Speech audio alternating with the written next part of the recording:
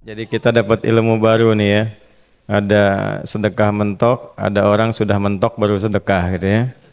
Ya, jadi saya berikan rumusan Qur'annya. Sebetulnya itu standar.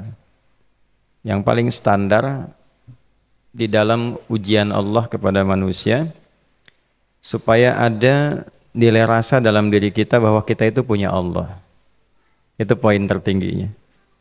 Nah, biasanya pada titik-titik tertentu oleh Allah itu dihilangkan semua potensi-potensi dari makhluk sehingga kita bisa merasakan kenikmatan langsung untuk berinteraksi dan mendapatkan anugerah dari Allah. Itu titik tertingginya. Sambil contoh begini.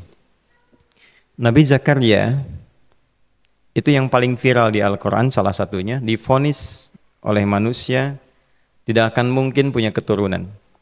Secara klinis mustahil karena istrinya divonis monofus dan mandul. Secara medis semua sudah angkat tangan. Tapi apa yang dilakukan? Nanti ini akan melahirkan rumus di Quran surah kelima Al-Maidah ayat 35. Nanti jadi rumus standar dari apa yang dialami oleh beliau ini. Di titik itu beliau menangkap isyarat bahwa ketika manusia sudah mengatakan tidak mungkin, itu tanda awal dari Allah supaya kita langsung memohon kepadanya karena Allah ingin memberi tanpa perantara siapapun. Maka dilakukanlah kemudian solat. Solat itu dalam bahasa Arab, terjemahan kitanya artinya sesuatu yang tersambung, terkoneksi. Karena itu saat kita sedang solat, kita sedang menyambungkan diri kepada Allah. Anta'budallaha ka'annaka tarah. Kata Mas Ihsan tadi. Kita menyembah Allah dan kita merasa diawasi, dinilai oleh Allah. Maka dalam solat itu beliau meminta. Ya, permintaannya viral. Qala rabbi habli min ladunka dzurriyyatan thayyibah innaka sami'ud du'a. Bahasa bebasnya begini, ya Allah, semua memvonis aku tidak akan mungkin punya keturunan. Sekarang aku memohon kepadamu saja yang tidak punya batas dalam pemberian. Nah, sebelum ke sedekah dengan harta, Allah mengajarkan dulu sedekahlah dengan tubuh kita. Karena tidak semua orang boleh jadi memiliki harta, tapi semua orang punya potensi untuk menggerakkan tenaganya untuk meminta. Oleh karena itu diletakkan sebelum harta itu solat. Kenapa rukun Islam yang kedua solat, selanjutnya zakat? Karena tidak semua orang bisa mengeluarkan harta. Kalau tidak ada satu pun mentok di harta, maka gunakan tubuh kita untuk menunaikan solat. Itu rumus Nabi Zakaria. Maka beliau tunaikan di mihrabnya Maryam, minta ke Allah. Rumus kedua, sebut nama Allah, Asmaul Husna, sesuai kebutuhan kita. Jadi nggak harus 99. Misal, ini mau menuntut ilmu, sekolah, sebut ya Allah ya Alim, pemilik ilmu. Ada persoalan rizki yang ingin kita dapatkan, ya Allah ya Razak. Ada proyek, ada kegiatan yang kira-kira tantangannya tidak mudah, ya Allah ya Al-Fattah. Ini beliau minta karena divonis tidak mungkin, maka meminta kepada Allah dengan nama pemberian tanpa batas, namanya Wahhab. Disingkatnya Hab.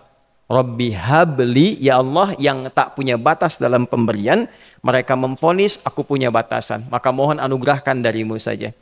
Jika padamu belum sempat juga terkabul, maka mohon tunjukkan kepadaku dengan cara apa lagi aku mesti meminta.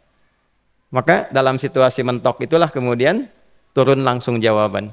Fanadathul malaikatu wa huwa qa'imun yusalli fil mihrab annallaha yubashshiruka bi Yahya. Tolong garis bawah ini. Orang-orang yang langsung memiliki kesadaran saat di titik paling krusial, terendah, dan kita merasa tidak punya apa-apa, lalu ada kesadaran kita punya Allah dan meminta, itu seketika nggak ada sekat. Langsung dijawab. Seketika. Nah, karena itu biasanya di momen tertentu setiap kita itu pasti mengalami peristiwa itu, apapun bentuknya. Nah itu kalau sudah sampai ke situ itu kode. Jadi di Islam tuh nggak ada pesimis, ya tidak ada pesimis dan jangan pernah melarutkan diri pada sebuah vonis sudah ini nggak mungkin, nggak akan dikabulkan. Nah itu jebakan setan. Karena declare pertama iblis ketika melakukan kesalahan itu kalimatnya jelas. Ana khairum minhu khalaqtani min narin wa khalaqtahu ya min tin. Saya lebih hebat, lebih bagus. Allah nggak mungkin nggak mungkin ada ampunan lagi. Jadi diteruskan kesimpulan ini karena nggak mungkin katanya diampuni, ya sudah bermaksiat saja. Karena nggak mungkin dikabul, ya sudah pesimis saja. Padahal di titik itu Allah sedang membuka. Temukan kata itu, temukan hubungan itu, minta itu tanpa sekat. Maka seketika malaikat turun menyampaikan, doamu dijawab. Itu sedang berdiri, baru selesai doa, belum selesai sholat, belum salam. Turun malaikat mengatakan, Allah kasih kabar, kamu akan punya anak, langsung namanya dari Allah Yahya. Jadi Yahya itu pemberian Allah. Ya, pemberian Allah. Yahya artinya hidup. Yang mustahil menurut manusia, lahir seorang bayi dari rahim perempuan yang divonis menopause dan mandul, kata Allah jadi dan hidup. Nah, rumus itu nanti terus dialami oleh para nabi, puncaknya di era Nabi Muhammad SAW, nanti melahirkan panduan di Quran surah 5 ayat 35. Ya ayyuhalladzina amanu ittaqullaha wabtaghu ilaihil wasilah. Perhatikan kalimatnya dengan detail ya. Hei semua orang yang masih merasa punya iman. Tuh iman kita disentuh. Jadi kalau mengalami persoalan di titik nadir, terendah, itu yang disoal oleh Allah imannya dulu. Kamu masih punya iman nggak? Orang beriman nggak mungkin pesimis. Orang beriman nggak akan putus asa. Orang beriman nggak akan bunuh diri. Imannya ditanya dulu. Katanya kau beriman, iman kamu di mana?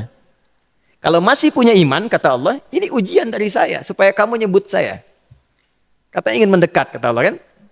Ittaqullah. Nah ini rumusnya. Wabtaghu ilaihil wasilah. Kalau engkau pengen cepat dapat solusi, maka aku berikan perangkat untuk cepat mengabulkan doamu itu. Perangkat itulah disebut dengan takwa. Nah, takwa itu ada urutan 240 kali disebutkan dalam Al-Quran, dibagi pada 3 segmen. Segmen ibadah ritual, segmen ibadah sosial, satu lagi segmen rumah tangga. Ya, karena itu tinggal cari aja di ibadah ritual, misalnya sholat.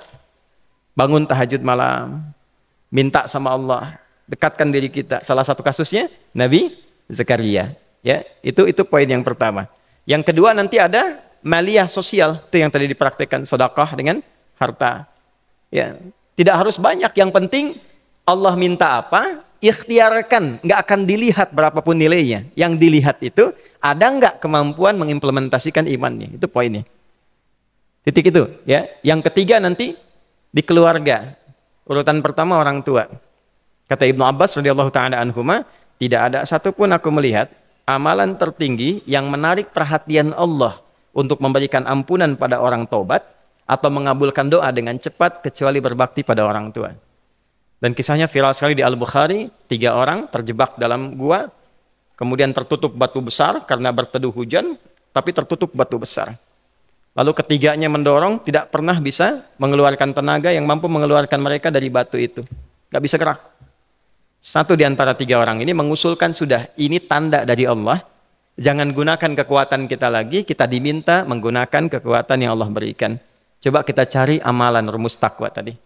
Satu di antara 3 itu mengatakan, ya Allah, saya punya seorang ibu. Setiap kali saya berangkat kerja, saya akan selalu siapkan hidangan untuk ibu, khusus untuk susu sebelum tidur, itu saya yang minumkan langsung kepada beliau. Itu berlanjut selama hidup saya seperti yang kau ketahui.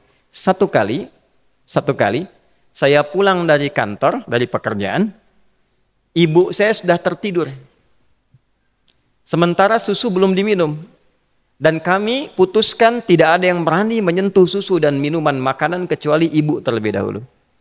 Maka saya putuskan memegang nampan susu di samping ibu yang tertidur dan menunggu beliau bangun. Tiba beliau bangun tengah malam, saya berikan susunya tanpa saya katakan saya telah menunggu cukup lama untuk memberikan susu itu. Ibunya nggak dibangunkan, dibiarkan istirahat dengan nyaman, begitu bangun diberikan susu tanpa komen sedikit pun. Nggak bilang, mas betulnya udah lama tadi nungguin deh. Langsung diberikan. Seketika ibu senang istirahat dan lalu mengatakan pria ini, ya Allah, jika engkau ridha dengan amalku ini, maka mohon bebaskan kami dari kungkungan batu ini. Lalu ketiganya berikhtiar mendorong, yang tadinya tidak punya kekuatan, seketika batu itu menggelinding dan membebaskan 3 orang itu. Nah itu persegi dalil yang sebetulnya jadi pedoman hidup. Dalil itu kan pedoman bahasa Arabnya. Pedoman berkehidupan. Kita di Islam itu lengkap. Jadi kalau kita mengalami kasus itu dimanapun, ya, baik di kedudukan, di usaha, di pengetahuan, sudah mau ngapalin mentok, gitu ya, itu ujian.